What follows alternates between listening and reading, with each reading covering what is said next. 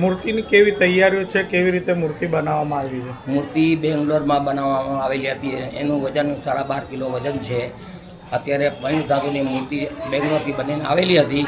હવે એના ઉપર સોનાનો 1 ગ્રામ સોનાનો ગ્લેડ થશે અને ત્યાર પછી માતાજીનો મીનાનું કામ, માતાજી સેમ છે એવું મીનાનું કામ થશે અને વાઘા થશે માતાજી.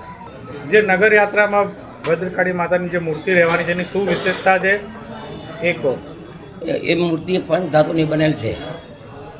મૂર્તિ 5 ધાતુની અને એનું વજન 12 કિલો વજન છે અને અત્યારે એના ઉપર સોનાનો ગ્લેટનું કામ ચાલુ છે.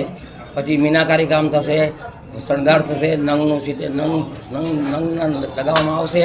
ત્યાર પછી એને સુશોભિત કરવામાં આવશે. કેટલો સમયથી આ ચાલુ છે કામ?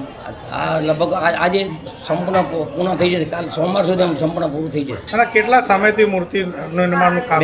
બેંગ્લોરમાં બનાવવામાં આવી હતી અને 1 મહિનાથી લગભગ 4-5 દિવસ પહેલાં જ આવેલી છે અહીંયા.